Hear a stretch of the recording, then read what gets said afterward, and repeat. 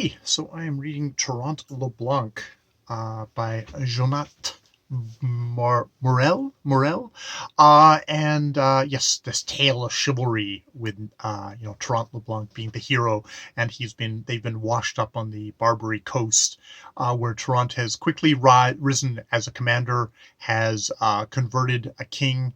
And is now kind of leading these converted Christians against the rest of the thing, and is rapidly conquering everything. And the side story there is that the maiden that had gotten trapped on the ship that got swept out as sea and crashed into the Barbary coast, who they assumed had drowned, Plcrdmvd, didn't drown. Was taken in by a family. Is kind of made to be a servant. But finally Trnt in his conquering comes around to this city, where they kind of do him dirty. They say, oh yes, we're going to surrender, but then they renege on that, and now he's closing in. He's going to get them all. He's decided, like, no mercy, just going to execute everybody, man, woman, child. Joy. And they're trying to plead with him, and ambassadors can't do anything. They send maidens. The maidens can't, the women can't do anything. And Plcrdmvd speaks up and says, I can do it. I can do it. Let me go. And they're like, we've got nothing left to lose. So they send Plcrdmvd, who puts on Moorish dress, puts on Moorish makeup so she won't be recognized, and goes to him, goes to Trnt, and basically recites all this stuff of, like, that she knows about him, of his romance with Carmenisa, the Princess Carmenisa of the Emperor of Constantinople, and their bedtime stuff and all that, and as in a lot of these things, it seems to be an equal opportunity thing. You get males and females in these stories just swoon with emotion, and indeed Trnt swoons with emotion, and the doctors come and they're like, oh my god, he's just, doctors who are always useless in these things, technology of the time. It's like, we can't do anything for him, and and Plcrdmvd is like, oh, I can take care of this. I can take care of this. And what she does is she took Trnt's body, placed it in her lap, and lay his head on her breast, because she's stripped herself half naked. When the maiden saw Trnt open his eyes and sigh deeply, she was very happy, and she said, Captain, my lord, for a long time you have been fighting us night and day. I don't want your grace to suffer such terrible hardships when I can free you from them. Begin with me. I am right here, a defenseless maiden, and your sword is very sharp.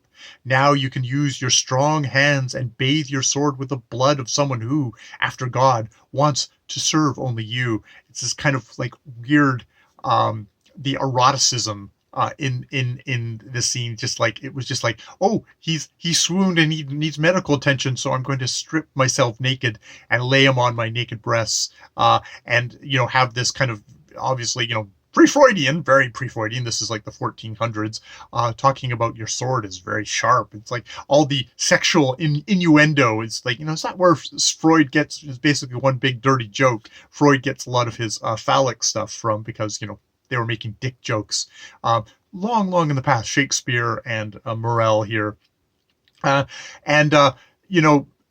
The other odd thing is that we get the scene of, like, this naked maiden with Trnt on his on thing, and Lord Argument, his friend, comes in and is pissed off, says, like, and he's been misinformed that Plcrdmvd has done some kind of witchy thing on him and is a Moorish lady, and he comes in, he yanks back her head and goes up with her sword, and Trnt puts his hand in the way, and he savagely cuts at it, thinking it's the lady's neck. He's gonna behead her, but he just gashes Trnt's hand, and Trnt is, like, pissed off at him. But the interesting thing is that once we get everything cleared up, and Trnt spares the city, everybody converts to being a Christian, because this is a tale of chivalry, so that's a happy ending for everybody.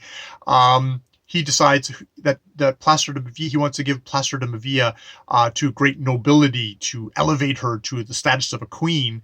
And who does he pick but this guy whose first act with her is to almost try and behead her, Lord Argument, and then becomes, and then it's like he becomes the king and queen of, like, some of these conquered areas, Bogia and others. It's so, it's like, and Trnt has decided this. Plcrdmvd resists on his side. Lord Argamont is like, oh, of course, I'm, whatever you command, you don't even have to command. I'm just super happy to do whatever you wish.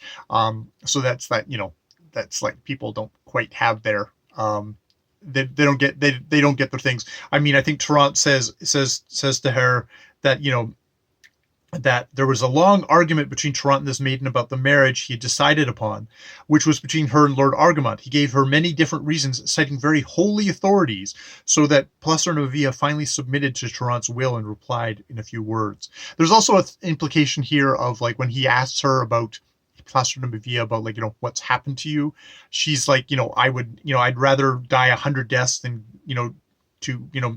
I don't beg you, Lord Trnt, don't make me talk about it. Whenever I think about it, I would rather die 100 deaths than go on living. It's like, it's probably not just being a servant, but probably you get the sense of kind of sexual stuff there. I mean, a dishonor, that kind of stuff like that. So there's certain thing of like, if I give you a great marriage, it's a part of the thing is healing you socially, as like you've been captive of these infidels. I'm gonna marry you to someone so high that will extinguish all that. I think that's kind of the calculus. So yeah, but it's just like when these interesting things are just the strange or just interesting eroticism in these stories. I mean, these stories are about Christianity, they are about violence, and they're also most definitely about sex. There's sex, but also longing and romantic love, but also just sort of very much earthy kind of sexual desires of both the men and the women, but this being the acceptable way of doing it, I guess, in this society. But also just sort of like how it's a little bit more like, bare breasts.